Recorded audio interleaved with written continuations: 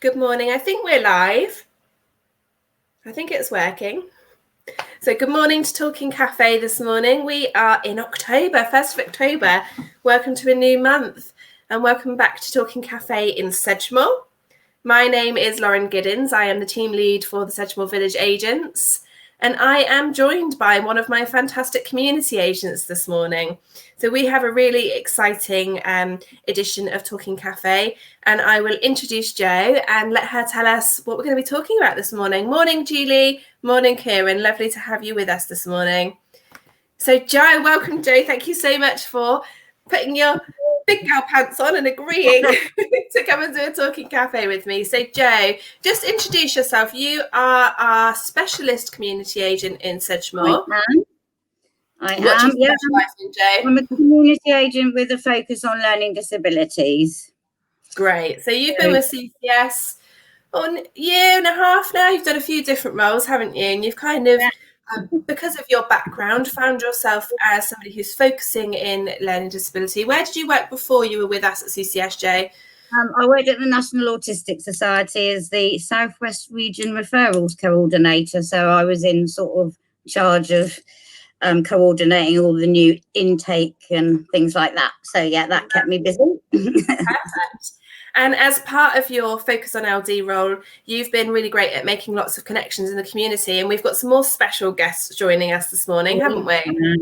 We have Alex Rowland, who is runs You're It Now. He's a micro provider. Alex enables people with a learning disability to access the internet and IT with training and support from himself. He's also won some awards. I'm sure he won't mind me mentioning them. So the Somerset Outstanding Care Award last year, gold winner for Innovation, Community Engagement and Supplier of the Year, as well as outstanding contribution to social care, and the Tech Awards last year as well, the contribution to the Community Award. And joining him, amazing stuff. Joining him today is Philip Dyer. He's an ambassador for Stay Up Late, which you'll be talking more about. Chair of Our Voice Somerset, who, along with his lovely wife Alison, and also a client of Alex's. So Alex supports both Phil and Alison with their day-to-day stuff. Lovely. Should we get them in and say hello? Get them in. Morning, Alex. How are you? Morning. Hi, everybody. Hi, Phil. Hi. Thank you so much for all being with us this morning. It's really great to have you and to be able to have a chat about what you guys are up to in the community. So I'm going to let Jo lead. I haven't been very well with a cold, so I'm coughing lots. So if I disappear off camera, it's because I'm coughing. But I'll let you guys have a chat and just pop in as and when necessary. Okay. Yay. Okie dokie. So if I can, I'll start with you, Alex, to start with. So technology during the pandemic has obviously been quite, useful.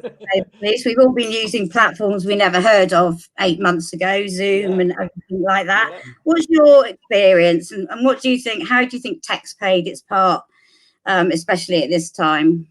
Well, I first start off by saying I did have a very funny experience before the whole pandemic. I was on a course and I was trying to explain to the lady who was running the course, it was a learning disability course, and I was kind of saying to her, I was a little bit disappointed that during the whole course we didn't cover anything about tech and kind of keeping in touch with Facebook and all that. And bless her, she kind of wrote this very nice letter to me explaining that they were much more about bringing people together physically and all this, and I thought, well, that's great, but when the pandemic hit, I did have, I must admit, a little bit of a, there you go, that's why technology is useful, because of course we all want to come together, we all thrive on real contact and real, getting together, but there are always times when we can't do that. And the guys that I support, many of them are in that sort of bracket of people who maybe don't have a car, They have to access public transport, which isn't always 100% reliable. And I never see things like technology as kind of, it's like, as a, you know, it's not a substitute for meeting up in the flesh, but it's always, it can give so much more. So you know, for people who are socially isolated, it can be an absolute lifeline. And the example I always give is my good friend Phil here. Hi, Phil. So Phil and I have been working together for many, many years. And I know Phil won't mind me saying that he's somebody that often if he gets a letter, it can kind of, you're a bit of a worrier, aren't you, Phil? You're a bit. I'm always a worrier. And what used to happen is Phil would get a letter, he'd open up the letter, but he maybe wouldn't be sure whether it was something important or not, and he would worry about that. So then I'd come in 2 days later and he'd say, oh, I've been a bit worried about this. And I'd say, oh, no, Phil, that's nothing to worry about, or it is something that we need to deal with. Now, what we do is Phil gets a letter. He jumps on FaceTime. He holds his camera over the letter. I read it and I say, no, you're right, Phil. It's just a letter from Battersea Dogs Home asking for money kind of thing, you know, and it's problem sorted. You know what I mean? So it's kind of using the technology to kind of really, just to empower people and to help them with their lives. I mean, just today, myself and the guys were discussing the benefits of, would it be useful for them to have one of those Amazon, I don't know if you've seen them, it's an Amazon doorbell called Ring. Other doorbells are available, but it's got a camera built into it, and it enables the guys to see who's calling and if they're not there. And we were kind of chatting about the pros and cons of it, and is it something that's worthwhile using? So the guys here they've got it all set up with Alexa to turn their lights on and off, which is useful because I've said the name, so she might ready to out. The name that cannot be mentioned. But the guys find it really handy because they can kind of turn their lights off from the top of the stairs and things. They don't have to come down the stairs to turn the lights off, and just all that sort of thing. So we'd have to get out of bed. There you go. As Phil said, you don't have to get out of bed. So Excellent. So technical things have been a really good way of keeping in touch, especially through the pandemic. So what about those who maybe not so tech savvy? Have you got any advice on what sort of the easiest things to pick up? So I mean, I'm a big fan of kind of using everyday tech. So real simple stuff. There's lots of, I've been working in learning disabilities for about 20 years, and there's loads of amazing high-end tech bits of kit, and you get this and it's got a special system on it and blah, blah, blah. And that's great, but they're all about £5,000-6,000. And what I'm about is getting things that are cheap, that everyone's got access to. So a lot of these systems, these special systems, they're great, but they're only as good as the people who've got them, sort of thing. So, a lot of the guys I've got, they are using Facebook and things because that's what everyone else is using, and they want to use, quite rightly, the same things as everyone else. So my job is to kind of make things like that simple for everyone to access. So I always recommend, I'm a bit of a sort of Apple person in that I just like Apple products just because they work and they're really easy. But any of the modern smartphones or tablets, they're kind of getting to the stage where they're so easy to use. I just kind of help the guys set them up so that they're, we get rid of some of the icons that they don't need and kind of make it really clear the ones they do need and things. And it's just about simplifying things, finding things that the guys really click with. So my good friend Alison here really enjoys Facebook, and she uses her iPad for Facebook all the time. But because she's using Facebook, she also uses some of the other stuff on there. And you're always using Alexa and things, aren't you, Al, to find out things like the weather and stuff like that. Yeah. So Al will always, check with Alexa what the weather's doing and all that sort of thing. And it's been it's really great to see. So I love it. And also things like simpler tablets now, they're they are within the realms of affordability, aren't they? Because Yeah. I think you can pick one up from Argos now for 50 quid, which is quite, Yeah. you know, Yeah, and I think you can get things with big print, you know, so it's all out there for it's a bit more inclusive than it perhaps was a few years back.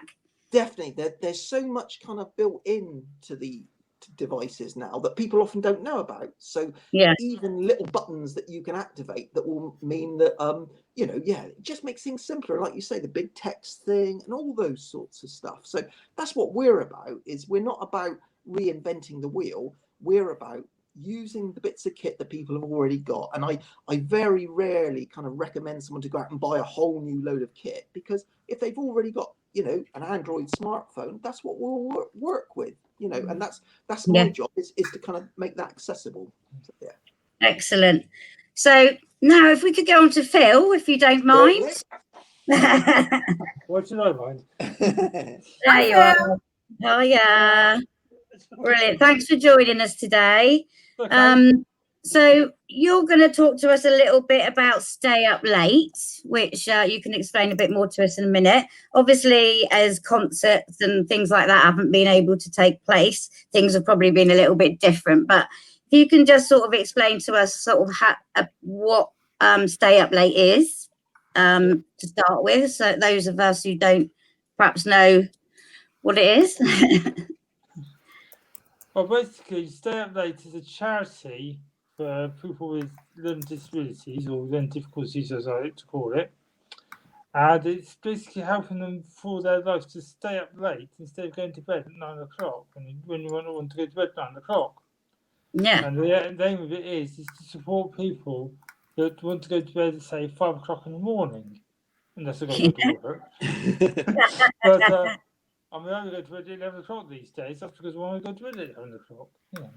Absolutely. So it enables you. So it's so there's a bit of a difference, isn't there, between being supported by a carer and like a stay up late volunteer. It's slightly different, isn't it? It's more of a buddy. It's totally different. Yeah. With a carer, well, not all care homes, but some care homes say, "Oh, sorry, we've got to go home now. It's 9 o'clock. I've got to change my shift." But some don't do that. Some will stay on a bit later. They might not have to change until 10 o'clock, but it depends. But with a volunteer to stay up late, that's right, isn't it? Yeah. They will sort of like pick you up, make sure you're right through the night, and get to know you, and drop you back. Yeah, so, fantastic. So you get to do what everyone else can do. So say it starts at 6, you go at 6 and stay until, say, I don't know, 12, maybe 1 o'clock, 3 o'clock in the morning. Whatever time it finishes, you drop it back at the time, so the character doesn't have to drag you about halfway through the show, as I said. No, that's fantastic. It's amazing. So can you tell us a little bit more? I mean, it's a similar thing, I suppose, being a gig buddy and how you become one, because that would be something I'd be really interested in doing. I go to, well, when they're on, I like to go to a lot of gigs and festivals. So how would I become a gig buddy, for example? Is it just getting in touch with Stay Up Late, or? No, gig buddies sort of like join with different organisations, finding sort of like support for people, and they sort of like match them up. So if you got someone, if you're crazy, you might want a crazy person to work with you. But you can even be a friend who hasn't got autism and LD, and get to know this person as a friend, a new friend, as supporting you. You know, if you've got LD or autism, which hasn't, is going with you because they want to go themselves, and they become a friend because you get to know them throughout the night. Absolutely. Does it have to be a volunteer? It could be just a friend, you know.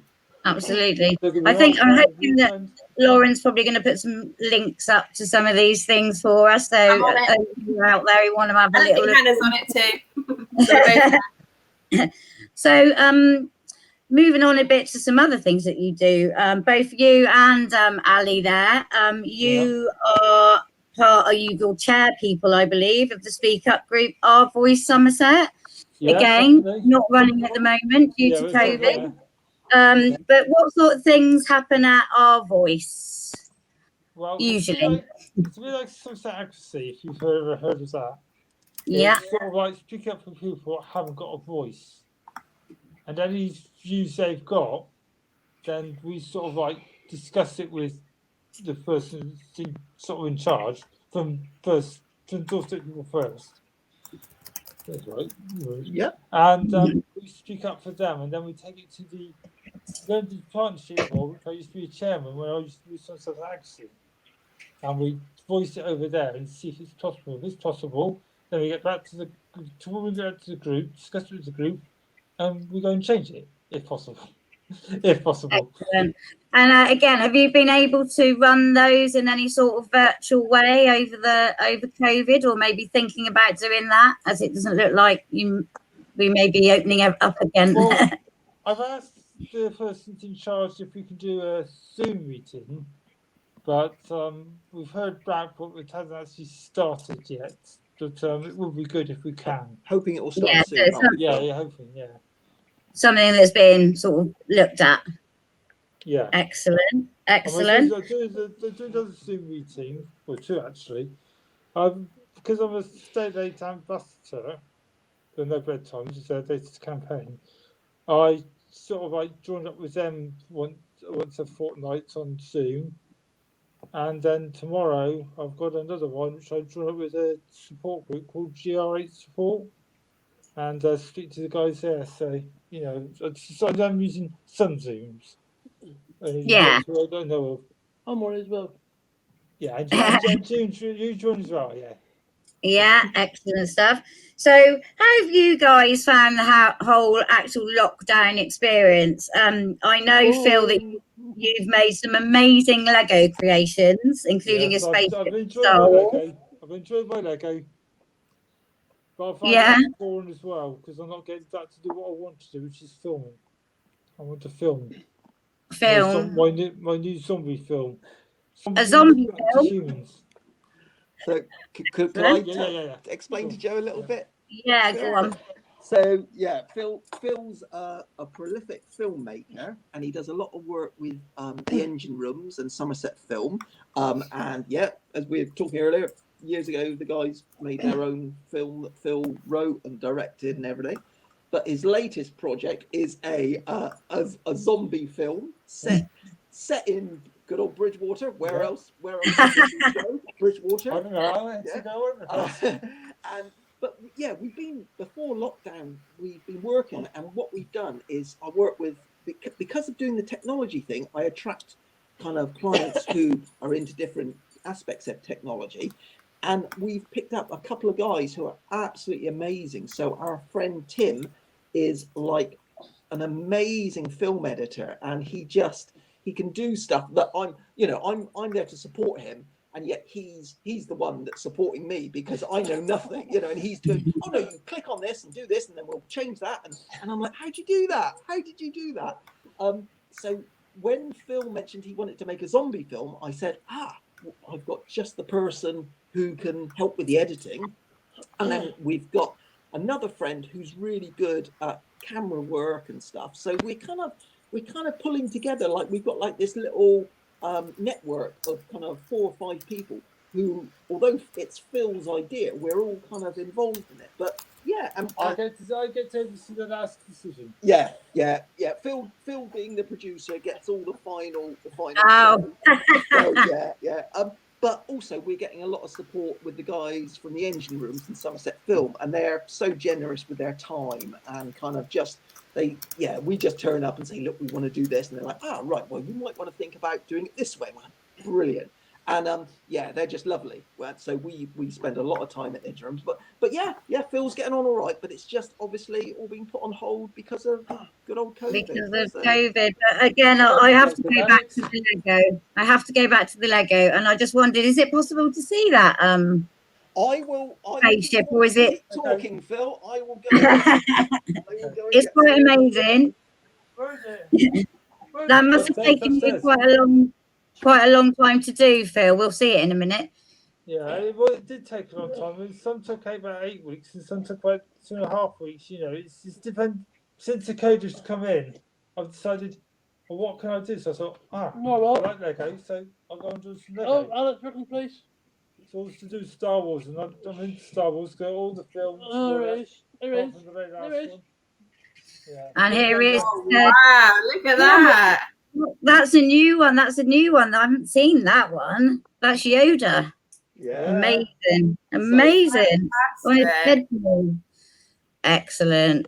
Excellent. Oh, Oh, it's falling apart. You haven't broken it, Alex, have you? Oh my God. No, it doesn't matter. He helped me do it. I did. Alex sorted out all the pieces from the booklet, but I actually constructed it. So it was a I think good. that's supposed to say.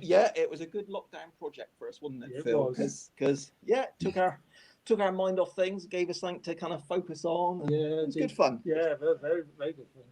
Of- The other thing that was oh, fun is to go to the conference with the Stay Up Late, where I gave that very good presentation. So you do a lot of talks and things, don't you, Phil, Yeah. as part of your stay up late work. So yeah.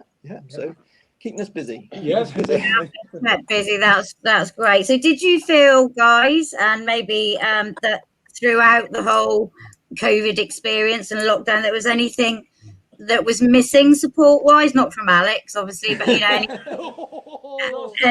anything that you thought could have been better, or anything that any sort of extra help that you could have had that maybe wasn't there? Maybe if it happened again, something we could all learn. Well, I would like to see my friends, but I've got to be careful because obviously I don't want to catch COVID-19 myself. Nor does Ali, nor does Alex. My friends don't want to, but I would like to see my friends if I can, if it's possible. Yeah, that has been one of the downsides, hasn't it? So I think we've probably felt that. But again, thanks to technology, we've been able to see them probably a bit more than we would have. Well, I've come to the end of my questions, and I don't know if Lauren, you can think of anything else we can ask the guys while they're here, or whether the guys want to ask us anything or talk about anything else. So, well, I would ask Phil. Phil, have you heard of what guys like Joe does in the village agents? Are you aware? Are you aware of? No, the only thing I know is I was told to come in on this and do a talk. That's all I was told to do. A lot of times I get told nothing, but sometimes I'm not Alex. Sometimes I drop in the deep end. The only thing I will say is I was on a meeting with Phil and Deb from the engine rooms because we're doing another project called Same Difference 2, and I'm sort of like in charge of that because it's all going through Trevor Films, which is my company. But one person decided not to join up because he forgot. I unfortunately my personal assistant let me down, and since I'm the personal assistant, I missed the meeting, didn't I, Phil? But it was a good meeting, thanks for telling everyone that I missed it, though. Alex, Doing it. you're my mate. He's great. He's great. He's taught me a lot, but like I say, sometimes it's just that I'm sort of like his boss. Oh, you've got to manage him. Keep him in line. Oh God, I must have remembered. And I think, I've got to remember what they've told me. Yeah. Because there'll be a big grant of money from Small Sparks, 500 quid. So Phil, perhaps if Joe and I just spent a few minutes explaining to you and Alison and Alex what it is that we get up into the community, and then if you've got any friends who we might be able to help, you can tell them. So we started as a scheme of village agents. We are very lucky in Sedgemoor particularly to have a big team of agents. We're a team of 13. And we all have slightly different roles. So our village agents support adults over the 18 with social issues. So that can range anything from financial difficulties, struggles getting food or medication, getting out and about, isolation, loneliness, a whole range of any issue that is impacting on your life. We will try to support you with it to find a solution, a community solution to that issue. Our community agents work alongside adult social care. So Jo will work alongside social workers, and she will take referrals for anyone, again, who has a social issue. So if you have any friends who are struggling during the pandemic with, perhaps they haven't got the support of someone like Alex, and they're not able to get out and about and get their meals, their food, or aren't able to cook, things like that, then Jo will go in and she will support people to try and find a solution to that issue. So our work varies greatly from day to day. During the pandemic, we really heavily focused on making sure that people had access to essentials, so food, medicine, social interaction, whether through digital means, all those sorts of things. But our ordinary work is probably much more varied. We support people who might not be coping to live independently. They might need some help with doing their household chores.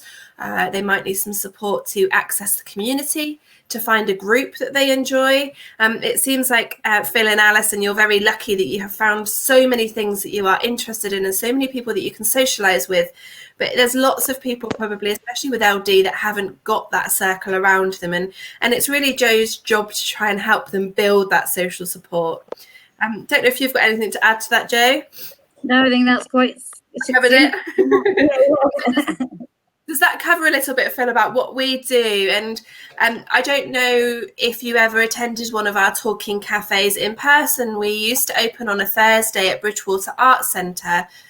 We, sadly, again, can't open our talking cafes in person. So we've come online so that anybody who accesses Facebook can watch our talking cafe, spend half an hour with us, hopefully learn something, and also just have some social interaction. But hopefully, when we can reopen our talking cafes, it would be great to invite you, Phil and Alison, to come and meet us there. Hopefully, we might see you at the engine room of things, because we're going to be doing a little bit more work with the engine room as well as part of their Seed Sedgemoor project. So yeah, that's a little bit about us. And if you need extras for your zombie film, I'm sure we can do those for you as well. Well, maybe when it's all filmed, maybe if I can make it a private film, then I can send you the link. Yeah, definitely. We'd love to see that. We'd love to see it. Definitely. So someone has just asked, sorry, Phil, in the comments, Kieran has asked about Jo's contact details. So Jo, her referral process is through Adult Social Care. So if you have a social worker and would like her to put you into contact, her or him, to get you into contact with Jo, you can do it that way. I'm sure, Jo, you have a Facebook page, don't you? Somewhere? No. If Kieran, if you would like to send us a message on the Talking Cafe Facebook page, we can perhaps put you into contact, Jo. And if it's just, you'd like to email, get a little bit of advice from Jo, that's absolutely fine. I'm sure she wouldn't mind. So send us a message after, Kieran, and I'll put you into touch with Jo. Is there anything else, Phil, that you would like to tell us about? Well, I'd like to say that me and Alex are playing the new FBI Bridgewater branch in the film. We're starring as I'm Phil's trusty sidekick in the film, aren't I? Yeah, I'm the assistant director. I'm the top person. So yeah. So we all wear many hats, if you like, during the filming, in that we do like all the film work and the directing, but there's also a little bit of acting here and there, isn't there, Phil? Yeah. So, and we're hoping that a lot of Phil's friends will be involved in the project, and it's quite funny because we get to go and ask people if they'd like to be a zombie. So, which is not a question you get asked every day. Ali's very kindly volunteered to be a zombie. So yeah, it's quite a funny question. I get to go and ask people if they like to be a zombie. Even the people you work with, Alex. Even people I work with. Yeah, what did you say? I'll tell you later. Right. Yeah. So no, it's all great, but no, thank you ever so much, guys, for having us on. No, thank you. Thank you very much for it. coming. Thank you very, very much. It's been a pleasure and it's been really interesting. One more question before we say goodbye. Kieran's asked, is the film being shot on Zoom or out in the community? Isn't it? Yeah. We're kind of doing it. We're actually filming it on things like iPads and iPhones and stuff. and then it will probably be released on YouTube, I think. YouTube. Yeah, So that's what Tim said, didn't yeah, so I think but we will definitely, when it's all done, we will definitely be putting lots of links on our social media, So and we'll definitely send ones to you guys. So, yeah. Great. Perhaps you can come back and talk to us when it's released, and we can do a little premiere of it and show everybody what you've made. That would be really great. Yeah. Thank you. That'd be great. Lovely. Well, thank you so much, Phil and Alex, for joining us. We'll let you get on with your day, and hopefully talk to you again soon. Thank you Okay. very And much. Ali, bye-bye. And Joe, thank you so much for being with us this morning and just talking to us a little bit about your role in the community. As we said, I think Kieran's going to let us know a bit later, send us a message, and I'll put you in touch. But if anybody else is living with LD or living with someone else with LD and would like to talk to Joe, get some advice about support options, then get in touch. Let us know. We'll do what we can to help. All right, then, Joe, I'll catch up with you a bit later. And I'll see everybody else next week. Bye. Bye. Bye.